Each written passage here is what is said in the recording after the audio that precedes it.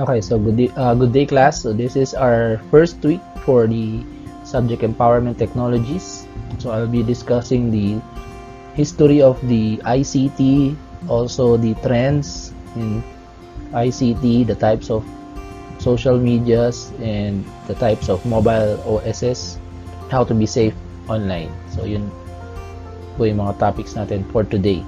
So before we begin, let us define what is ICT or Information and Communication Technology.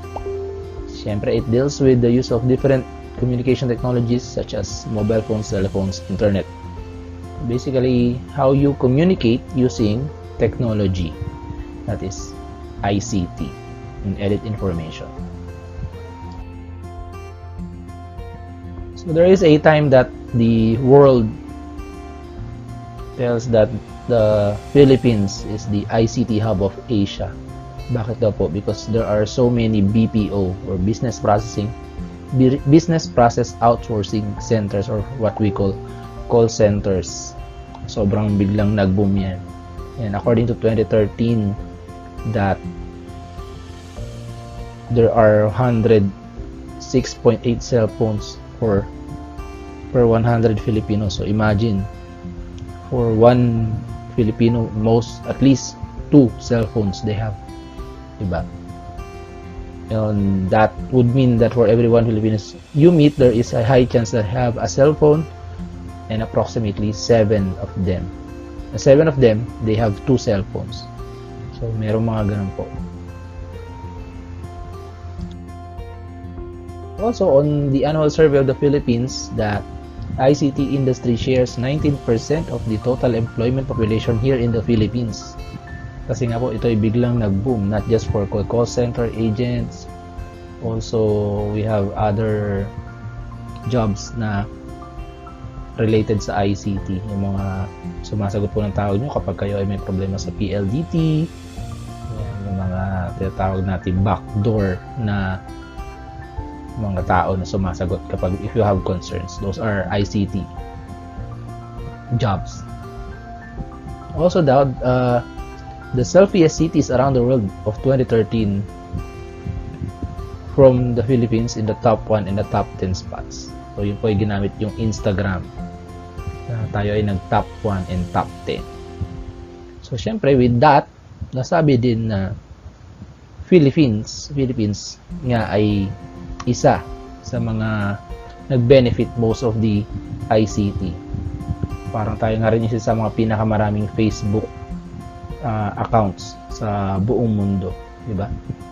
So, TikTok pa nga lang, napakarami na natin. Okay, moving on. So, when did it start? Where did it start? So, it started with Web 1.0, Web 2.0, and Web 3.0. We all know what the web means. Sabi sa taga, di ba, sapot, but is it actually a web na sapot? Bakit yun ang... So this is the evolution of the internet. It started with the desktop, which is Web 1.0, to the cloud, and Web 3.0 to the semantic. So if you are imagining, nasaan na kaya tayo? Are we in the Web 1.0? O nandito tayo sa Web 2.0? O nandito na kaya tayo? Alin na kaya tayong part ng web ngayon na ginagamit? Yan, pag-aaralan po natin. So what is Web 1.0? So this is very important. Ito lang yung madaling matanda dyan. It is a read-only web. It search for information and read it. It is a static page instead of dynamic user-generated content. User is passive.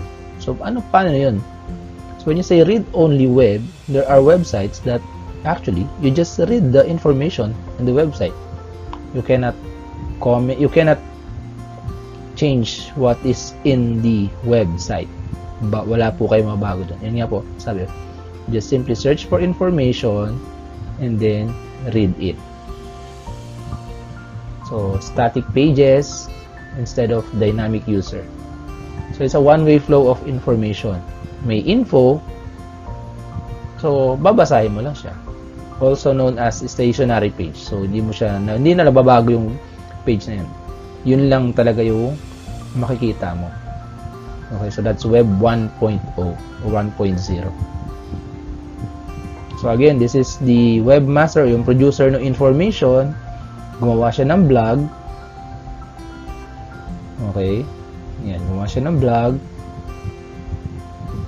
Ngayon, ito mga tayo, babasahin lang natin yung gawa ng producer. So, wala tayong pwedeng ibang gawin. Ang pwede lang natin gawin, again, is to read only web. Yun po lang yung pwede natin gawin sa Web 1.0. Yun ba tayo ngayon? Tingnan natin yung, ano naman yung Web 2.0. So, Web 2.0 is coined by Darcy DiNucci in January 1999. This in their article titled Fragmented Future, sabi daw niya, Web 2.0 allows users to interact with the page and the user may be able to comment or create a user account. So, siguro medyo nakaka-relate kayo kasi you can comment and you can create a user account. The Web 2.0 is the evolution of Web 1.0. It is what we call the dynamic web page because the user is able to see a website differently than the others. Magkakaiba yung, kahit sabi yung same website, iba yung nakikita ng isang user dun sa isang user. Compared sa static web page na, again, it's a read-only and cannot change the content. So, dalawa kayong user, parehas yung nakikita nyo dun sa web page na yun. That is static. Again, dynamic, dalawang user, isang website, magkaiba yung nakikita nyo. So, what are the examples of Web 2.0? So, meron nga tayo yan. You have the social networking sites, the blogging sites, sharing sites, hosted services, and web applications. Now, what is Web 3.0? So, Web 3.0 is also known as the semantic web, wherein the computer is generating new information rather than humans. Yes, the computer is generating new information rather than humans. So, automatic na po that the computer interacts with each other to generate new information rather than us users.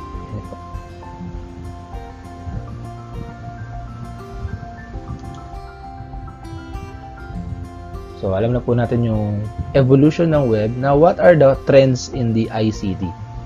First is the convergence. What do we mean by convergence? So, it's simply the technological advancement.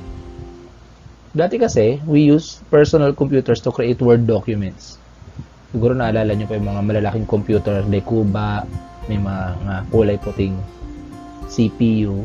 But now, you can use smartphones to make a document, to create a Word document, to create a PowerPoint, to create a spreadsheet, diba? So that is an advancement. Also, you can sync files from one device to another while also using the LTE technology. If you are familiar with the iOS, that is why marami ang bumibili nun because of its ecosystem. That you can sync your files from your iPhone to your iPad to your MacBook. Okay? Ganon kaganda ang to your iWatch. Wala nakalimutan si iWatch. Yan, ganon kaganda ang ecosystem ng iOS kaya marami ang bumibili. It's very seamless na once you upload it to the iTunes, lahat ng devices mo makikita na 'yon. Again, if you use your iPhone, then you upload it to the iTunes, to your cloud. Meron kang iPad, makikita mo kagad yun sa iPad. Kung meron kang MacBook, makikita mo kagad yun sa MacBook mo. Kung meron kang iDesktop, makikita mo kagad sa iDesktop mo. Very versatile, very seamless yung syncing nung files. That's convergence. That's very, very, kaya maraming bumibili. Compared to Android, syempre alam natin, Android, merong maganda yung open source. There are apps na seamless din yung sharing, katulad ni Share It. Pero iba pa rin talaga yung ecosystem ni Apple. Kaya marami talaga bumibili kahit mahal. Okay, that's one. Next trend is what we call the social media. Alam natin yan. Diba? Ano ba ang kaya gawin ng social media? Siyempre, you can create, co-create, modify, exchange user-generated content. May mga, siyempre, hindi naman nawawala. Mga nauuso ngayon na gaming, diba? Gaming page. Tama ba ako doon? Gaming page sa website at you follow yung mga, yan, sila Chooks TV, sila ako si Doggy, dan sila nagsimula. Diba? Ngayon si Alden Richards, meron na rin. They create, then also they co-create, they collab. There are social media sites na merong discussions. Also, there are social media sites na you can modify. Halimbawa si Wikipedia, meron kang bagong nakitang fact about a certain thing, you can add, di ba? That's why you can modify. And also exchange user-generated content. What are the types of social media? We have the social networks, wherein it allows you to connect with other people with the same interests or background. So, alam po natin yan. Kaya meron mga Facebook groups. So, it groups people with the same interests. Same with, again, Instagram, and then so on and so forth. Bookmarking sites. Also, you can create a tag that allows you and others to easily search or share them. Meron kayong mga ginawang mga wallpapers, pwede nyo i-upload sa Pinterest, and others can download what you have done. Diba? That's bookmarking sites, which is a good thing. Bakit may ganun, nakaka-download ka ng mga magagandang backgrounds, magagandang mga pictures thanks to Pinterest. Social news. Ayan, makikita po natin yan. GMA News TV, diba? GMA News Online rather, ABS-CBN News. So these are sites that allows users to post their own new items or link to other new sources. So mayroong mga bagong balita, syempre alam natin, sila yung mga dapat nating puntahan. And media sharing.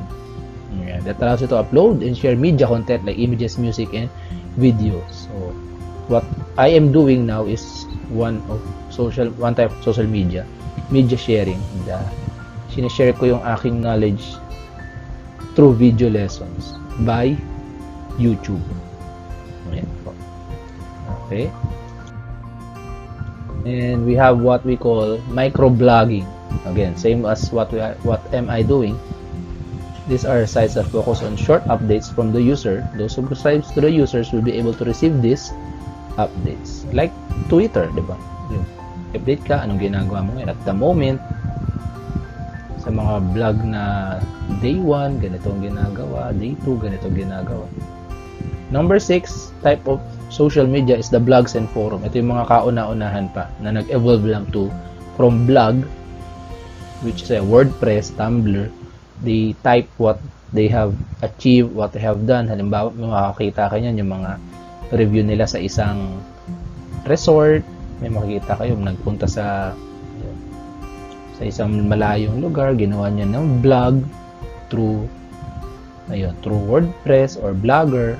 Ngayon po, syempre, YouTube, vlog na po ang tawag kasi instead of binabasa, meron na yung video na nakikita mo na kung ano talaga yung meron dun sa lugar. Diba? Yun po yung evolution nun. And then there are other blog sites na pwede nyong puntahan din.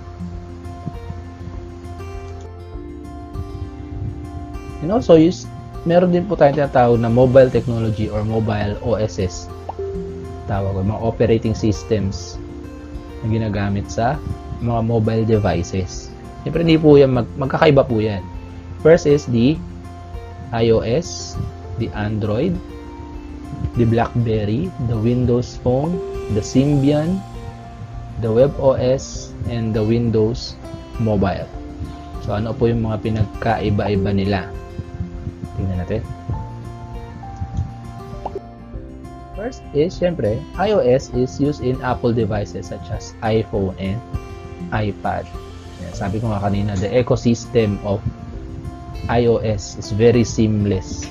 Kaya marami talaga ang bumibili niyan. The difference is, in Android, it is an open source operating system developed by Google. So, sir, ano ibig sabihin ng open source? When you say open source, it is free. Opo, you can upload your own app sa Google Play Store. Okay. Yung malay nyo, kumita kayo doon. Magisikat yung app na ginawa nyo. Ayan. So, being open source means several mobile phones companies use this OS for free. Kaya po maraming mga cellphones na Android. Kasi nga po, ito po ay libre. And also, dahil ito ay open source, they can tweak, they can modify yung itsura ng kanilang operating system. Kaya kung pagtatabihin nyo yung dalawang cellphone, halimbawa po si Samsung, tapos itatabi mo kay Cherry Mobile, magkaiba sila na itsura at feel pag ginamit mo na, di ba? Pero pareha silang Android. Hindi katulad sa iOS na, syempre, that's iOS. Lahat ng iPhone, iPad, MacBook, iisa lang ang pakiramdam nun pag ginamit mo. And then we have the BlackBerry OS used in BlackBerry devices. So ibang ano naman po yan, ibang brand naman po yan, si BlackBerry. Makikita niyo po yan, sumikat yan nung kanilang QWERTY mobile phones, mga business phones tawag nila. Meron naman tayo Windows Phone OS. Siyempre, it is developed by Microsoft. Yan po, sumikat din yan dati, kaya lang hindi masyadong nag-boom kasi walang masyadong lock OS din kasi yan, katulad ni iOS, walang masyadong nag-support. Symbian naman, if you still remember Nokia, nung nag-transform sila from the monochrome cellphones to OS na nakikita nila na kailangan na ng mga apps, ito yung ginamit nila, si Symbian OS. Kaya lang yun nga, hindi masyadong nag-click dahil nga lock OS din siya. Hindi katulad ni Google, open source. Then we have the WebOS, which is originally used for smartphones, pero naging sa TV na lang siya na gamit kasi nga nag-boom si Google or Android tsaka si iOS. Meron din na ngayong bago si Huawei, hindi lang natin nasama, di ba? Yan, mag-iiba na rin ang OS si Huawei. And assistive media, these are the non-profit services designed to help people who have visual and reading impairments. So meron po mga database of audio recordings that is used to read to the user. Ayan. And last, syempre, how to be safe online. Ayan. So be mindful on what you share online. So basahin niyo po muna, baka mamaya it's a clickbait. Ano yung clickbait po? Na pag clinic mo, wala ka naman talaga mapapala doon, kumita lang yung site na pinuntahan mo. Also baka may virus pa yan. Ayan. Do not just simply accept terms and conditions. Basahin niyo po mabuti kahit sobrang haba. You need to read it. And check out the privacy policy of the website. Importante po yan. Ano yung mga ginagawa nila. Also know the security features of the social networking site you use. Baka po yan ay may mga viruses, kaya ingat-ingat po. Siyempre, do not share your password to anyone. Baka magamit po ang inyong identity at kayo ay magkaroon ng problema. And avoid logging into public Wi-Fi. Kung gagamit kayo ng public Wi-Fi, search lang. Do not use your Facebook, Twitter, social media accounts sa pag-log in sa public Wi-Fi. Also, yung mga email nyo, huwag nyo i-open sa public Wi-Fi. And don't talk to strangers online or face-to-face. Siyempre, di mo makilala. Also, never post about your future vacation. Baka meron na nag-i-stalk sa'yo. Ingat-ingat lang. Yan. Add friend you know in real life. That's very true. And avoid visiting untrusted websites. So, kung hindi ka sure dun sa website na yon, so don't try to click on it. Yeah. Antivirus is very important. Make your Wi-Fi at home private also. Avoid downloading anything from untrusted website. Do not buy pirated software. Buy original softwares. And this is one very important din, marami ang nabibiktima nito. Do not reply or click links from suspicious sites. Okay? Kasi marami na po viruses yan. Hindi lang viruses, but pwede na po magamit ang inyong identity, magamit nila sa kanilang masasamang gawain.